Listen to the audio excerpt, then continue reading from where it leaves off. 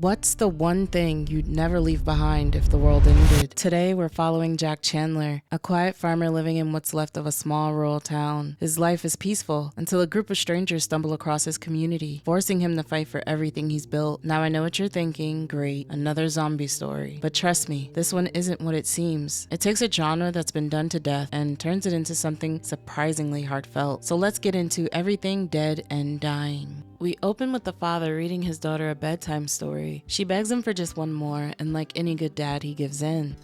He begins telling her about a farmer who lived in a quiet little town. Every single day he'd wake up before sunrise, work his fields until sunset, feed his chickens, and bring in the harvest right on time. After all, he was a good farmer, and that farmer's name was Jack. The little girl lights up. "But that's your name, Daddy." Jack smiles. "It sure is." Jack tells Daisy that life wasn't always this simple. There was a time when being Jack wasn't easy. Back when he was around her age, he didn't really have many friends. Naturally, Daisy wants to know why. Jack explains that good friends are hard to come by, and sometimes the ones you do find have to stay a secret.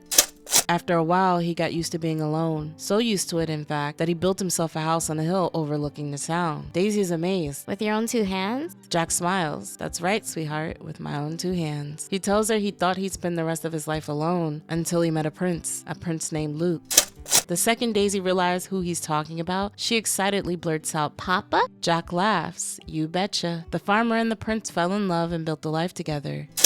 Even when some people didn't approve, it didn't matter. As long as they had each other, they had everything they needed. Then one day, they finally got married. For the first time, it felt like life couldn't get any better. Well, almost. The only thing missing was a little girl. Thankfully, with the help of their fairy godmother Elizabeth, that dream finally came true. Before Jack can say her name, Daisy beats him to it. "Daisy!" Jack smiles. Somewhere along the way, he stopped being just a farmer. He became a husband, a father, and a friend. For the first time in his life, everything he worked for finally felt worth it. As the story comes to an end, Daisy lets out a big yawn and tells him he'll see him in dreamland. Jack tucks her into bed, wishing her good night. But the second she closes her eyes, his smile disappears. He looks down at his hands and they're rotting. Just like every other night, the dream shifts. Now he's standing over an open coffin, desperately calling out for someone who isn't there. "Where are you?" Then he hears them. Every night, the dream ends the same way. Hands reach up from inside the coffin, dragging him down into the darkness. And Jack jolts awake. Just like that, everything is back to normal. His daughter is laughing, running into his arms, yelling, "Daddy!" He laughs, telling her she almost scared him to death before giving her a kiss on the forehead. The two head downstairs to start the morning routine. Jack winds up Daisy's little toy duck. Now what does the duck say? Quack. Daisy suddenly sniffs the air. Something smells good. Jack smiles. Must be Saturday. He reminds her that school starts soon, and before long, Daisy is racing towards the kitchen, asking for extra maple syrup. Luke's already making breakfast. Jack greets him with a quick morning partner, and Luke teases him for getting home late again, explaining he got stuck fixing the river gate because the ducks decided to stage a mass migration. Smart ducks.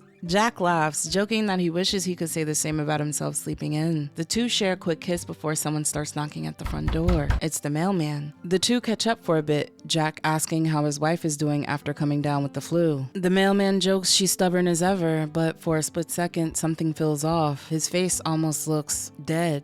Before Jack can make sense of it, everything snaps back to normal. The mailman laughs, saying somebody's got to keep the town running before heading off on his route. Jack watches him leave, then quietly tells us it always starts the same, every single day. As he walks back toward the kitchen, something has changed. The warm, colorful home we spent the last several minutes in is gone. The walls are rotting and the cabinets are falling apart. Everything looks abandoned, and somehow Jack doesn't seem surprised. Jack goes on about the rest of his day taking care of his farm, and while he's working, he tells us a little bit about the town he's always called home. He says that when he was 5 years old, his dad took him to the highest point in town and pointed out the view like he had something to prove. See all that? That's the whole damn world. As a kid, Jack believed him. To him, the world really was nothing but forests, farmland, and this little town. It wasn't until his mom took him to the city that he realized just how big the world actually was. In fact, he jokes that the trip nearly gave him a panic attack. But looking back, Jack doesn't think his father was lying, at least not in the cruel sense. To a man like him, what else was there besides farmland and forests? Most of the world is gone now anyway, and he can't say he misses it. Jack tells us his father eventually disowned him, if that's even something a father can really do. So he built his own home overlooking that same view, making this little farm his own piece of the world. He then gives us a quick history lesson on Caverton. The town was founded back in 1822 by a black farmer and a war veteran named Richard Caverton. Richard was given 2 years to clear the land, build a road, and put up a house, or the government would take everything back. People said the land was too remote and too isolated. Jack says that's probably why Richard wanted it. Within those 2 years, Richard managed to do exactly what they asked. He cleared the land, built the roads, put up homes, and even built houses for other free slaves like himself. Unfortunately, none of it mattered. The government came and the church showed up too, and everything Richard built was taken right back. Eventually, industry found its way to Caverton. A grist mill was built, then a hospital, then more homes, and before long, more people started settling there too. Apparently, the first appendectomy performed on Canadian soil happened right there in Caverton, and one of the town's own even went on to invent the reaping machine. Jack says it's a true story. According to him, there are only 2 things you can count on in Caverton. Farming runs through everyone's blood, and after everything that's happened, the only thing that really lasted is the name. With the history lesson over, Jack gets back to work. He opens the gate, gives the dog a pat on the head, and tells him let's get to work. From there, it's the same routine as always. He feeds the chickens, picks tomatoes, milks the cows, harvests the corn, and feeds the pigs. It's a full day's work, and before he knows it, it's already dark outside. Jack heads home, but before he goes inside, he makes one last stop. He goes by the grist mill, and then when he comes back, he quietly says, "I'm home. Sorry I'm late." Eventually, he climbs into bed, closes his eyes, and says, "See you in dreamland." Then the narration returns. It always starts the same. Zombies' hands reach out from the darkness. Before we're right back to Jack waking Daisy up for another morning. At first it looks exactly like yesterday. He tells her good morning, gets her ready for the day, and winds up her little toy duck. But as Jack explains, it's been about 12 years since the end of the world, or whatever you want to call it, because the world's still technically there. We finally see the truth. Standing in front of him isn't the little girl we've been picturing. It's a decayed, zombified version of Daisy. Jack smiles anyway, takes her hand, and says, "What does the duck say?" She tries her best to answer,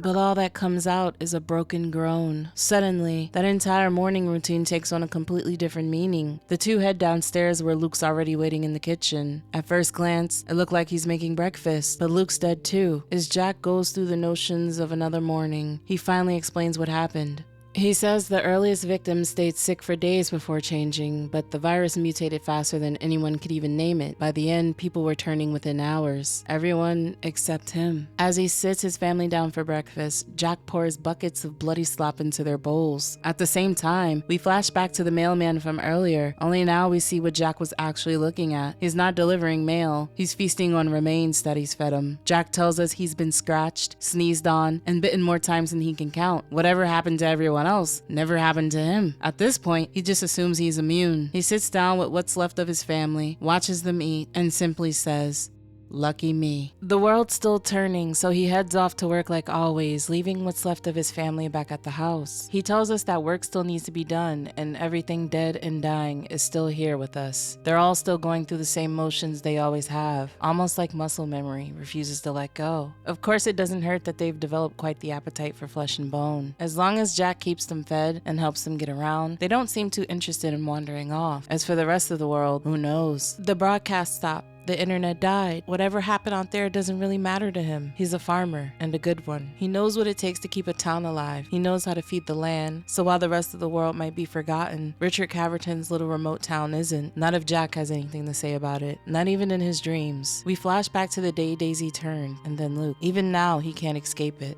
Later that evening, we finally find out where Jack's been stopping every night before heading home. He stops by the grist mill where Liz is, and they both share beer. Liz tells him she's going to save the town. She keeps telling Jack to get off his high dinosaur before the rest of the world leaves Caverton behind. Jack laughs it off, but Liz already got everything planned out. She wants to bring the old mill back with a water turbine. Someday it'll power the entire town, whether they like it or not. She jokes she won't have time for all their nonsense anymore. She'll be too busy sitting right here and drinking a beer with Jack. The two clink their bottles. After a while, Jack tells Liz he's found another sick one. That's the third one in just as many weeks. He says farmers are a superstitious bunch. They notice things, sick birds, crops failing, little signs that other people ignore. And lately, he can't shake the feeling that something bad is coming. He admits he still doesn't understand why he never got sick, why he was the only one who survived. Every day he looks around town and sees his neighbors, his friends, and his family still going through the same routines they always have. Sometimes he even swears there's still a little piece of them left, like catching the faintest smile after one of his terrible jokes. Jack says he built his life in this town brick by brick. It hated him once. Now everyone he cared about is dead, except him. He built the house on the hill. He met Luke. The two of them had Daisy together, and by now she should have been ready for college. He still doesn't know why he was spared, but farmers believe in signs, so maybe it means nothing. But until he figures out what that something is, he'll keep protecting them, keep feeding them, because that's what a good farmer does. He can't quit, not on his life, not on the people he loves. No one's taking that away from him, not while he's still breathing. A few drinks in, Jack finally admits what he's really been thinking. He knows it's getting harder. The livestock are turning, the rain won't come, and the town's falling apart. And Liz, she isn't even there to help him anymore. So who's gonna look after everyone when he's gone? Maybe that's what the signs have been trying to tell him. Maybe something really is coming to an end, but Jack refuses to believe it.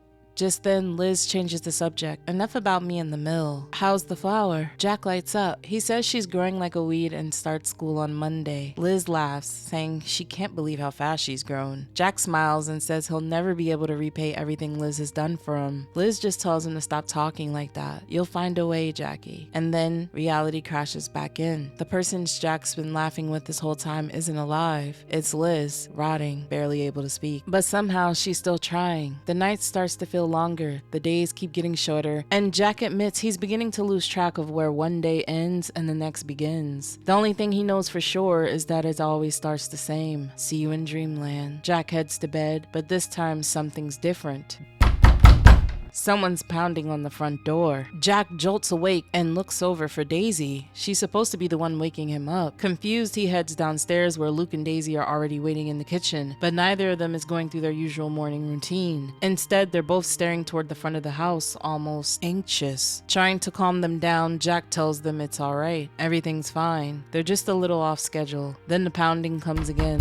Jack sighs. Assuming it's Stu, he heads for the front door, complaining that he's never been this early before. A gunshot rings out. Stu's head explodes right in front of him. Oh, blood sprays across the doorway as Jack stands there frozen. A group of strangers rush in. Hold on, this one's still alive. It always starts the same, until it doesn't. As Jack stares at the outsiders standing in his front yard, one question hangs in the air. Now what?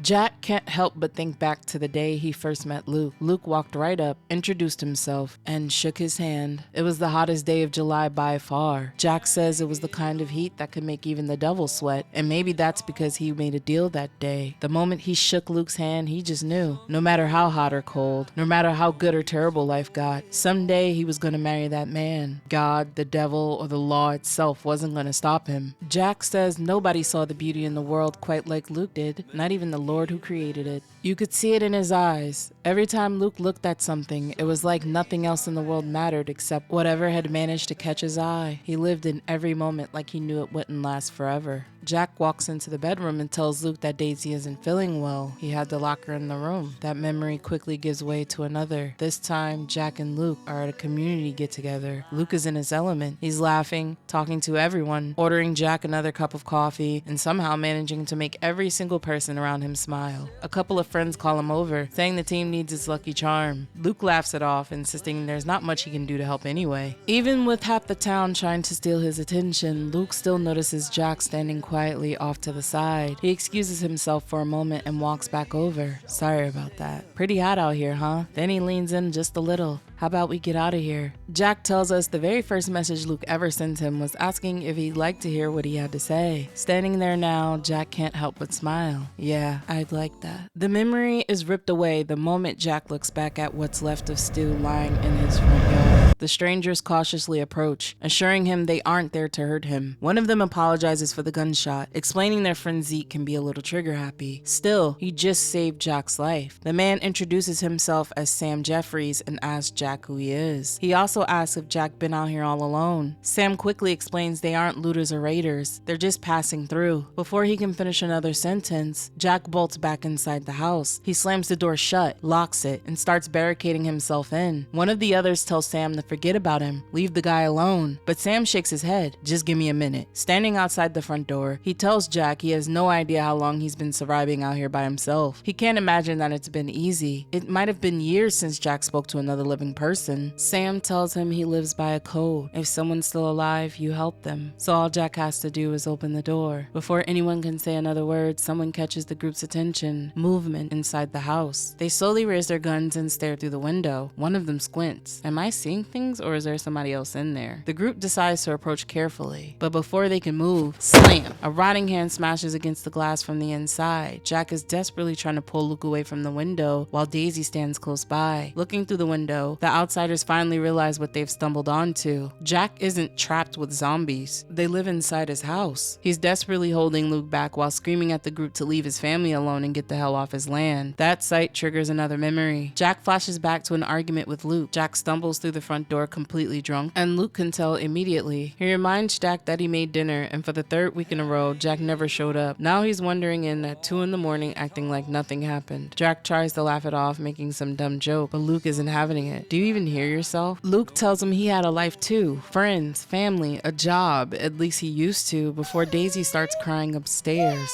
Luke sighs. Great, now she's awake. He's exhausted, not because of the dishes, but because Jack came home drunk, and because he's tired of carrying everything by himself. Jack promises he'll do the dishes, but Luke cuts him off. It's not about the damn dishes. Luke tells Jack that he's punishing him the same way he spent his entire life punishing himself, hiding away on the hill, keeping everyone at arm's length. He says that he sees the looks on Jack's face whenever he stops to talk to someone in town. Whenever he runs into an old friend, there's resentment there. Luke refuses to live that way. He watched almost every one of his friends die, surviving the AIDS epidemic. He's not going back into hiding now. Not for anybody. Jack insists he's not doing it on purpose, but Luke's had enough. He even wonders if Jack wanted Daisy just to give them both a reason to stay hidden on the hill while Jack works all day and drinks with his homegirl every night. Jack awkwardly blurts out, "Liz says hi." Luke stares at him, tears filling his eyes. He tells Jack to get out and go sober up and then come home and help raise their daughter. Jack quietly tells him he loves him, but Luke shakes his head. This isn't how you love somebody. Back in the present, the outsiders are trying to figure out how to get inside. Colette wants to take over, but Sam reminds everyone who's in charge. Instead of forcing their way in, he tries to talk to Jack. He apologizes for scaring his family and explains they were only passing through. When they spotted the house, they figured they might find a few supplies. They never expected to find people living here. Sam tells Jack they can trade, share a meal, even sit around and talk about the good old days. Humanity is disappearing fast, and the people who are left should be helping each other. But Jack refuses. He says he survived 12 years in this house without anyone's help, and he plans on surviving a whole lot longer. All he wants is for them to turn around and leave. As Jack struggles to hold Luke and Daisy back, he keeps telling the outsiders they're just hungry. They're confused. Their routine's been interrupted, that's all. Without that routine, they don't know what to do. While the argument continues, one of the outsiders wanders towards the back of the property. That's when they see it. An entire town sitting beneath a hill. The group can't believe it. Meanwhile, Jack leaves Luke and Daisy for just a second, only to realize Luke's disappeared. By the time Jack reaches the upstairs bedroom, Luke pushes himself out the window. Jack lunges forward and barely catches him before he falls. The two hang there as the outsiders stare in disbelief. This man is really living with the dead. Colette declares the whole place unnatural and says the Lord himself would burn this house to the ground for something like this. Sam tries to reason with her. He tells her Jack isn't evil, he's sick, and he needs help. But Colette ignores him. Enough. She orders everyone inside. Sam yells to save the man, but Colette orders them to kill the dead. Jack manages to drag Luke back inside and desperately tries to get his family out before the outsiders break in. Then the front door gives way. The first two outsiders rush inside with their guns raised. Jack begs them to leave his family alone. Instead, they immediately realize Luke and Daisy are already dead. Outside, the rest of the group hears the gunshots. One of the younger guys complains they're having all the fun without him, while another casually tells him to keep an eye out for more useful medical supplies. To them, this is just another house, another job. Back inside, Jack is still trying to get Luke and Daisy to safety while the couple keeps firing. Daisy suddenly lunges at them, and a shotgun blast goes off. The shooter stumbles, and his girlfriend starts yelling at him before firing another warning shot near Jack's head. Everything is falling apart. Then another memory flashes through Jack's mind. Luke is standing outside talking about the bees. He smiles and says every living thing has a God-given right to exist, to feel the warmth of a perfect summer day. Even the smallest creatures deserve that much. That's what it means to be alive. The memory memory shatters. A gunshot echoes through the yard. Luke collapses, a bullet straight through his head. Jack can only watch as flashes of happier memories race through his mind, fury written all over his face. He says he made a vow, and if he has to, he'll burn this whole damn world to the ground to keep it. Then he points the gun straight at the young man. "You killed my husband, you're next." We flash back to the day Jack and Luke became parents. The moment Jack laid eyes on Daisy, the world as he knew it disappeared. Elizabeth smiles and asks if he'd like to hold her. The second Daisy is placed in his arms, Jack realizes life isn't just about him and Luke anymore. From that moment on, it was always going to be about Daisy. Her laugh, her yawns, her first steps and little tumbles. The way she'd look at him and recognize him as her dad. The moment she came into his life, everything changed. Looking back, Jack realizes he didn't know the first thing about loss until he had something worth losing. That memory fades into another. Luke's arguing with one of the townspeople, and it's immediately obvious the guy isn't happy that Luke's married to another man, or that the two of them are raising a daughter together. Before we can sit with that for long, we flash to Daisy asking Jack a simple question. "Daddy, what's death?" Jack explains that dying isn't like going to sleep. When someone dies, they stop breathing or moving, and they don't wake up again. Trying to help her understand, he asks if she remembers when Grandma got sick and never came back. Daisy quietly says she doesn't. Right. Jack tells her that's just part of life. Everything eventually dies. The sun rises and sets. Seeds get planted and eventually harvested. New calves and chicks are born while others become food. Life keeps moving in circles. Sometimes it's scary, and sometimes it makes you wonder what the point of any of it is. But that's why we trust the cycle. One day our children will carry on without us. The world keeps turning. Daisy's eyes start to fill with tears. "But I don't want you to die." Luke's body lies motionless on the floor. The young man who shot him starts apologizing, insisting he thought Luke was just another one of the infected. But Jack doesn't care. He fires a warning shot into the tree before grabbing the kid and forcing him to drop his shotgun. The terrified boy does exactly what he's told, begging Jack not to let Daisy eat him. Jack orders everyone else to throw down their weapons too. One by one, they comply. He tells them they back away slowly and do exactly what he says. Daisy's already been fed, but after they murdered her father, she's understandably worked up. Sam steps in, trying to calm everyone down. He reminds the group to take it easy and tells Jack he never wanted any of this. Colette reluctantly drops her weapon, while Sam explains that Zeke can be a little trigger happy, but he's a good kid. Jack isn't buying it. He blew my mailman's head off and then he killed my husband. Sam doesn't argue. He admits it happened on his watch and takes full responsibility. All he asks is that Jack let the boy go, and he promises they'll leave without causing any more trouble. Unfortunately, Ross has other ideas. He suddenly opens fire. The young man tries to run, but Jack catches him with the butt of his gun, knocking him unconscious. Looking over at Daisy, Jack quietly asks, "What am I supposed to do? Your papa's dead." The standoff falls apart almost instantly. Colette starts shouting orders, but Georgia gets shot in the shoulder. The researcher regrets everything in life, while Sam is desperately trying to stop everything from spiraling out of control. He keeps begging Jack to slow down so they can talk, but instead Jack grabs Daisy, jumps onto his tractor, and tears off down the road. Colette orders everyone to fire, but Jack shoots into the air, spooking the horse and sending it running.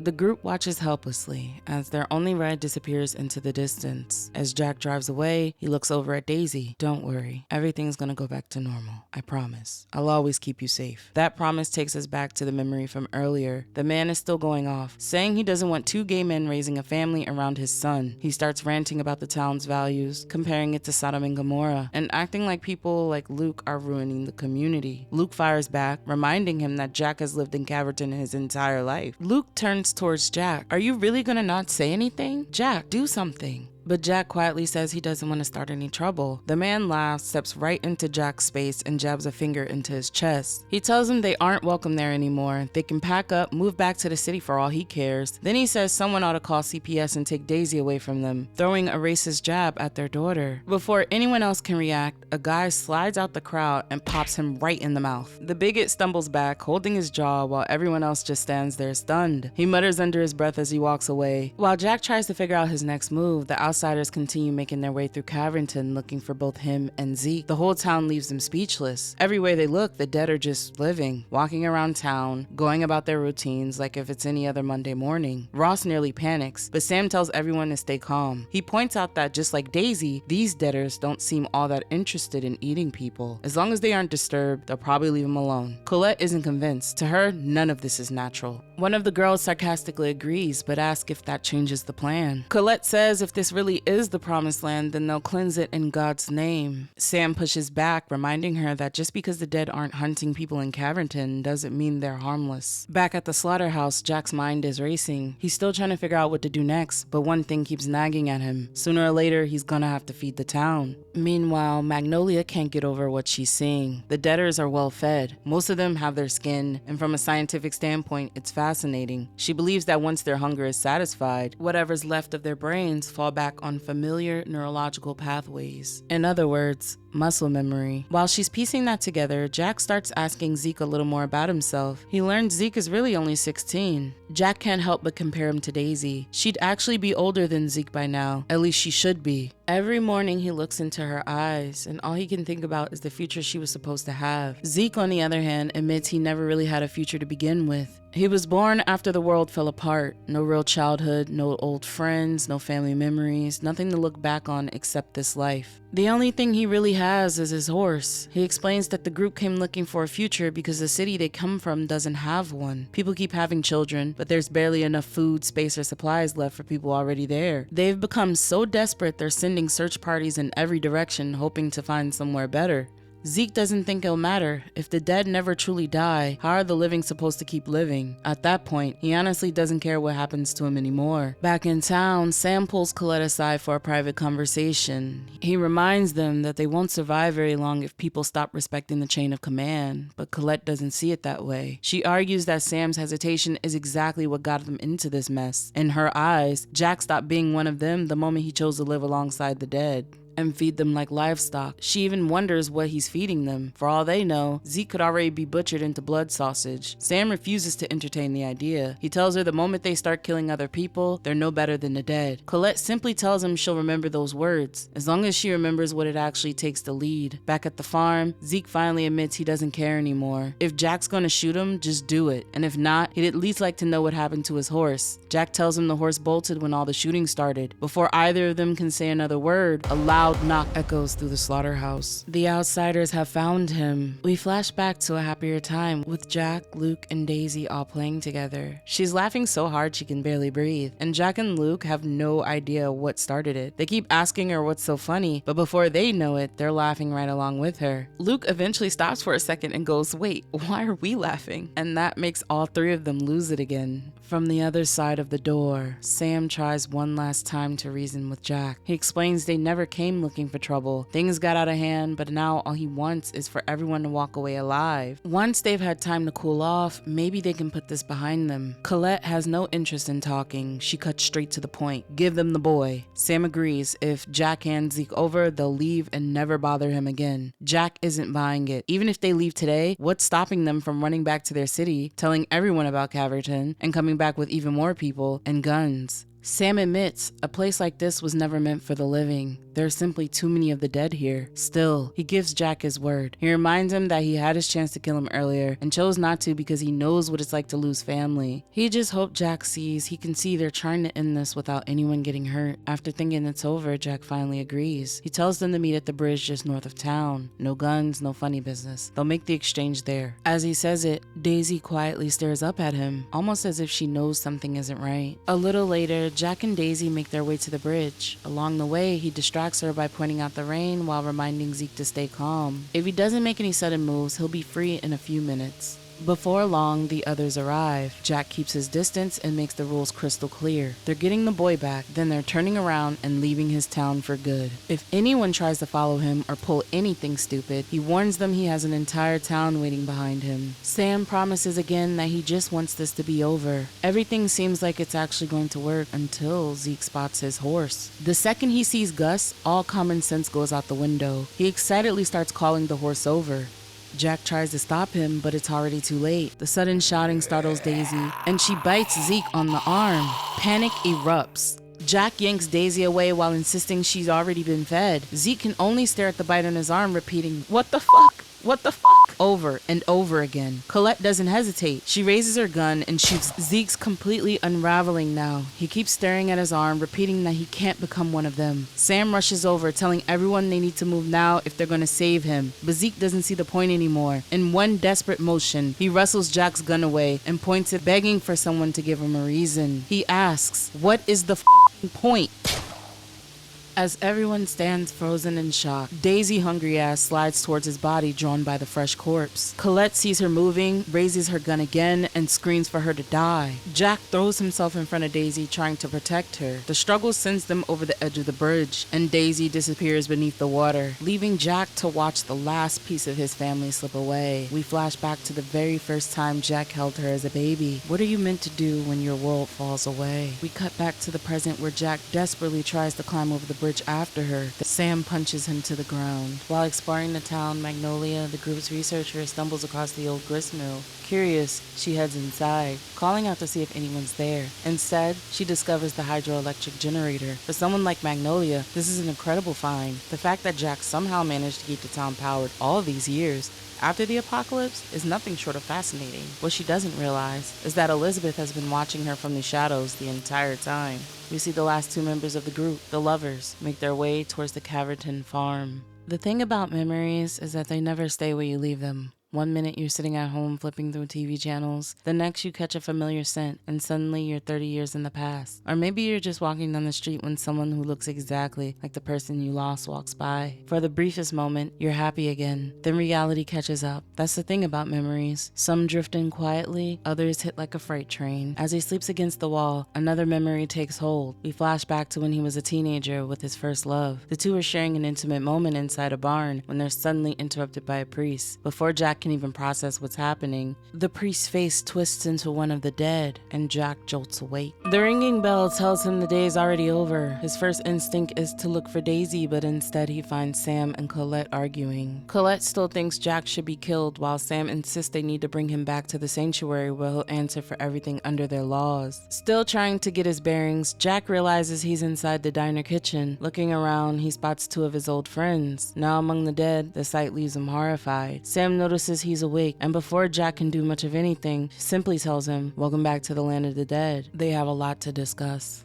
Elsewhere, we catch another glimpse of the townspeople, and for the first time, it looks like their hunger might be starting to return. Meanwhile, back at the old gristmill, Magnolia is still studying the hydroelectric generator. She's amazed by the engineering behind it and realizes whoever built this system knew exactly what they were doing. Then Elizabeth quietly walks in. She startles Magnolia before casually getting back to work, performing routine maintenance on the turbine like it's any other day. Magnolia can't believe what she's seeing. After all these years, Elizabeth is still maintaining the system. Ross is complaining that his arm is burning, while Georgia is still irritated she got shot by Jack. Then they notice something that completely changes the mood. Rows of healthy crops, chickens wandering the property. For a second, they can't believe it's real. To them, it's basically paradise. Their excitement doesn't last long. Jake's dog comes charging in and bites Ross on the leg, forcing Georgia to shoot the poor thing. As the dog limps away, she checks on Ross, who already seems to be burning up, but he brushes it off. Instead, he points out something else. It's the first time they've been alone together in weeks. If they've really found heaven, they might as well christen it. Back at the diner, Jack's first concern isn't himself, it's the townsfolk. He notices his neighbors haven't been fed yet, and he starts begging Sam and Colette to listen. If they don't feed them soon, things are going to get bad. Before he can explain any further, Sam cuts him off. He tells Jack that Colette will happily shoot him where he stands, but he's trying to do things the right way. As long as he's in charge, there will be laws, orders, and due process. Jack doesn't care about any of that. He just wants to know where Daisy is. Sam finally lays it out. As far as he's concerned, Jack is under arrest. They'll be taking him back to the sanctuary to stand trial, and Caverton, along with everything inside it, will fall under the authority of the council. Sam explains that the rules and hierarchy are the only things separating them from the living and the dead. The world may have ended, but if they lose their humanity too, then what's the point of surviving? Jack's response is simple. He'd rather die than abandon his town. He spits right in Sam's face. Instead of retaliating, Sam sits down and decides to tell Jack why he's fighting so hard for those ideals. Years ago, before the apocalypse, he was a long-haul truck driver. One day, his wife called saying their children had come home from summer camp with terrible fevers. By the time he made it home, it was already too late. His kids were eating the family dog, and his wife was already turning. And when his children ran toward him with their arms stretched out, just like they always did when Daddy came home, he realized those weren't his babies anymore, so he shot them. Then he shot his wife. Afterward, he tried to turn the gun on himself, but when he pulled the trigger, it was empty. Sam took that as a sign. If God wasn't ready to let me die, then he'd spend whatever life he had living trying to build something better. Jack listens to the entire story, then asks the same question he's been asking this whole time. Where's my daughter? That finally sets Colette off. She reminds Jack that Daisy went over the bridge after Zeke shot himself. In her eyes, Jack's the one responsible for all of this. Jack refuses to accept that. Instead, he blames them. They killed the mailman, they killed the cooks, they killed Luke. You killed my husband. Then he turns it back on Sam. You killed your own family. Sam loses his composure and starts beating Jack. As every punch lands, we're thrown into another series of flashbacks.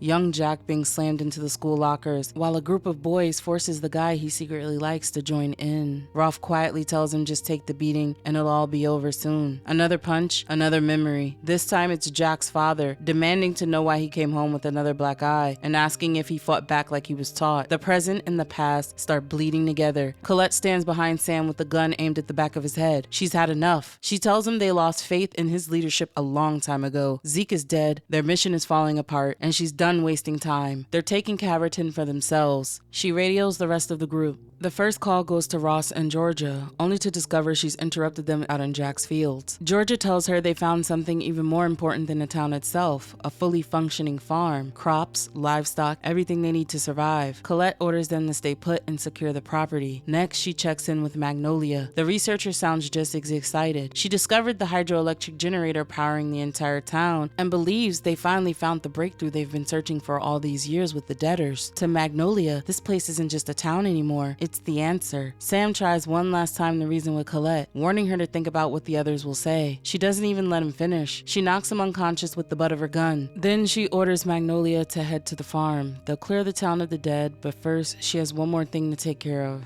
Jack can only beg her not to.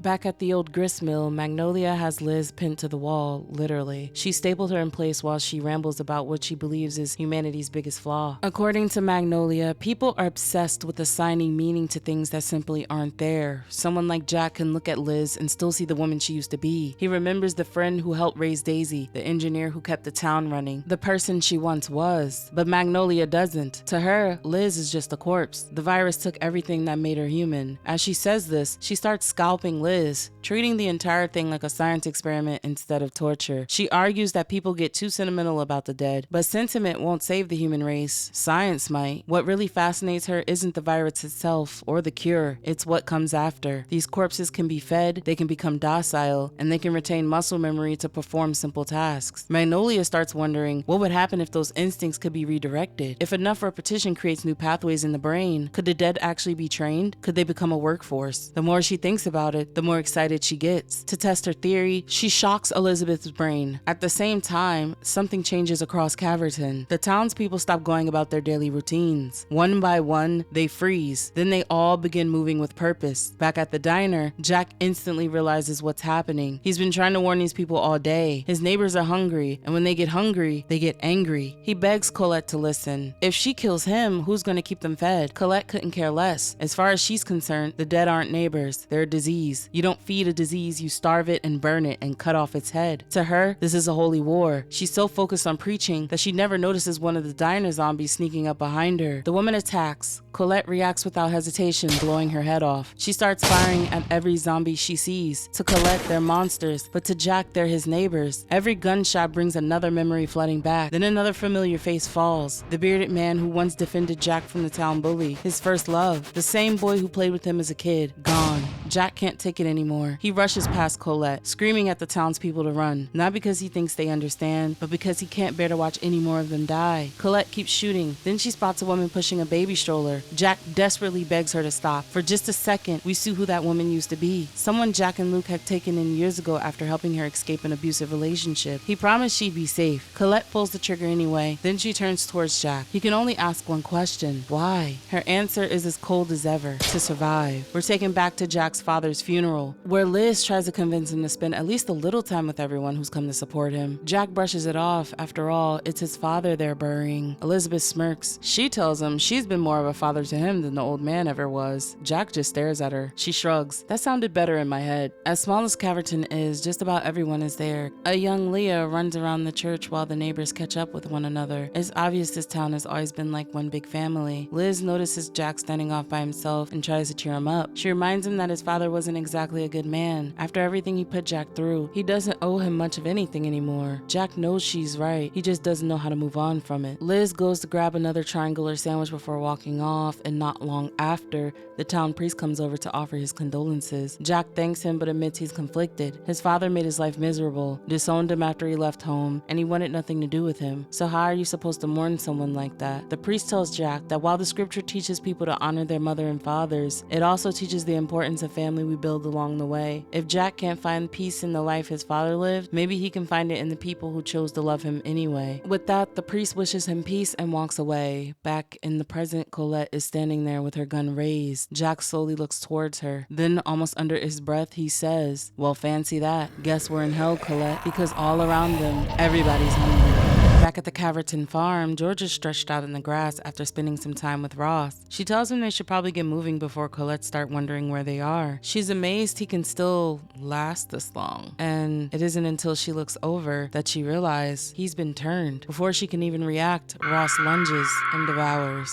A small figure slowly rises from the river. Drenched, silent, she looks towards the shore and softly says, "Duh, duh." We get another montage of Jack's memories, reading Daisy her bedtime stories, sharing a quiet kiss with Luke, holding Daisy when she was just a baby. While those memories play, we cut back to the present. Colette is desperately fighting for her way through the debtors. As he walks, reality finally starts setting in. The outsiders found the farm, Daisy's gone, and now the entire farm has fallen apart. If there's any hope of fixing this, he has to get everyone fed again. That's when one of the girls from the town stumbles towards him. Jack recognizes her right away and tries to calm her down, promising he'll get her something to eat. But before he can, a gunshot rings out. Colette is still alive. She brushes off the attack like it's nothing, declaring that this is God's work and she'll die only when he decides her mission is over. She barely finished speaking before another debtor crashes through a window and tackles her to the ground. Jack doesn't even flinch. Instead, he quietly tells her, "God is dead and his hands are around your throat." As the debtor swarms over top Colette, Jack climbs back onto his little tractor. He has a town to save. Back at the old grist mill,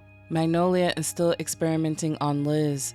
She's convinced humanity has been wasting the dead. Instead of fearing them or mourning them, she believes she should be studying them and using them, evolving the human race. She turns back to Liz, wondering what else she can learn from her. Then the radio crackles.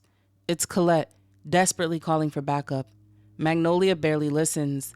She's too excited by her research and tells Colette to keep the dead alive because she's finally making real progress. That's when Liz speaks, barely above a gargled whisper. She says, "Find a way." Magnolia freezes. She can't believe Liz managed to form actual words. Before she can react, Liz tears herself free from the wall. She crashes into Magnolia, sinking her teeth into her neck. The chemicals scattered across the floor ignite, setting the gristmill ablaze. Magnolia can only scream as Liz feeds. When it's over, Lisbeth rolls onto her back, looks towards the ceiling, and quietly gargles, "Good." Back at the farm, Jack arrives hoping he made it in time. The front door is still locked, giving him one last bit of hope. The second he steps inside, that hope disappears. Everything's dead. The crops have been destroyed, the livestock has turned, and even the chickens are gone. Then he spots Ross and Georgia feeding on one of the baby calves. Jack completely breaks. He opens fire while screaming, "Look what you've taken from me!" Once they're both down, the only sound left is the weak cry of the infected calf. Jack can't bring himself to leave it suffering, so he puts it out of his misery. Then he finds his dog Buddy.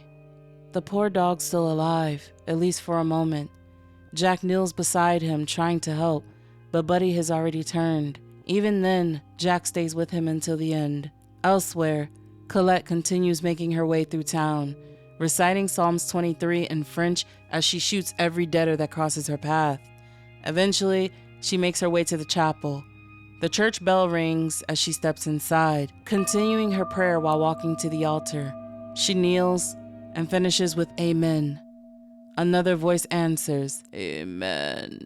Colette slowly looks up. The priest has risen, holding a mound of flesh high above his head. Then one by one, the rest of the congregation emerges from the shadows and surround Colette from every direction. At the end of the world, where are we meant to go? With the farm consumed by flames, Jack quietly walks away. There's nothing left to save. As he makes his way back across the bridge, his thoughts drift. If the signs are gone, if the birds no longer fill the sky, if nothing ever truly ends, then maybe at the end of the world, you go back to the beginning, not out of hope or out of habit, but because he's going to die, he wants to die where he woke up, back home. Jack walks through the front door, climbs the stairs, and reaches for his rifle. Then he freezes. Daisy is standing in his bedroom. For a second, he can't believe it. He rushes over, overwhelmed that she somehow found her way home. Without thinking, he reaches for her hand and starts talking to her the way he always has. He asks her what the duck says. Quack. Together, they walk downstairs, just like they had so many times before. Jack almost heads towards the kitchen before changing his mind. Instead, he takes Daisy outside. Standing on the hill, overlooking the Caverton, he tells her about the first time his father brought him there. Back then, he thought his dad was trying to teach him perspective. Now, he realizes he was just trying to show him the world. Jack admits the world was never kind to him. For years, he kept his head down and convinced himself life just wasn't meant for someone like him. Then he met Luke, and Luke saved him. Then Daisy came along, and she gave him a reason to live. Looking out over the town, Jack wishes he'd had the chance to tell her all of that. He wishes he'd gotten to show her more of the world, but instead, everything was taken from them. Just then, a gun clicks. Sam has found them. He blames Jack for everything that's happened, for feeding the dead, for protecting them while the living suffered. Jack only tells him one thing: don't. Sam fires anyway. The shot was meant for Daisy, but Jack throws himself in front of her. The two men crash to the ground. Years of grief, anger, and guilt finally boil over as Jack beats Sam, insisting none of this would have happened if he would have just stayed away. Sam finally breaks. He admits it. He killed his children, his wife, all of them. Then Daisy reaches him. She bites into his neck while Jack helplessly watches. All he can do is scream her name. When Daisy finally turns towards him, Jack doesn't just see the deader. He sees every version of his little girl. The one asking, "Daddy, what's dead?" The one reaching for him as a baby. The little girl who always wanted him to pick her up. So he does. He lifts her into his arms one last time. Holding her close, Jack whispers that this isn't her. Then Luke's words come back to him. "This isn't how you love somebody, Jack." For the first time, he finally understands. He keeps telling himself he can't do it. Every memory flashes before his eyes. Then he raises the gun. One shot. Daisy falls onto the ground. Jack collapses, apologizing over and over as he holds his little girl one last time. After laying Daisy to rest, he returns to Sam, and with his dying breath, Sam tells Jack to head 3 days south and follow the highway, follow the signs, and live. Jack grants him that final mercy as he buries the last of his family and boards up the house. The bedtime story returns one final time, but this time it has a different ending. Once upon a time, there lived a farmer, and he was a good farmer. Life went on, and the farmer lived. He learned about loss. He learned about family, both earned and found. He learned about love. The farmer lived a very long life, longer than he ever expected. And when he looked back on everything he sown and everything he reaped, the farmer was satisfied. He finally understood that life was meant for living. And when it came time for him to die, he did what any good farmer would do. He gathered his harvest right on time, because he was a good farmer after all. Jack starts the tractor, and for the last time, he leaves Caverton behind. And that, my friends, is everything dead and dying. What I love most about this comic is that it really isn't asking whether Jack was right or wrong. It's asking a much harder question. When does love become refusal? Jack couldn't let go of the people he loved, so he built an entire life around pretending nothing had changed. He fed the dead, talked to them, celebrated birthdays, tucked Daisy into bed every night, and convinced himself they were still the people he remembered. Meanwhile, every outsider who came to Caverton had the exact opposite philosophy. To them, the dead weren't people anymore. They were a disease that needed to be erased. And that's what makes this story so tragic. Neither side ever truly saw the other's humanity. It isn't until the very end, when Jack remembers what Luke told him, "This isn't how you love somebody," that he finally understands. Loving someone isn't refusing to let them go. Sometimes, loving someone means finding the strength to say goodbye. I also really liked how the comic used memories throughout the story. They're comforting one moment and devastating the next, which is honestly a pretty accurate depiction of grief. You don't choose when memories show up, and you definitely don't choose how hard they'll hit. Overall, I thought Everything Dead and Dying was less of a zombie story and more of a story about grief, acceptance, and what happens when we're unable to move forward after losing the people we loved. This was definitely a tearjerker. There were so many moments where I tried so hard not to cry and I had to gulp. So guys, if you liked Everything Dead and Dying, please hype, like, and subscribe. And as always, guys, I'll see you next time.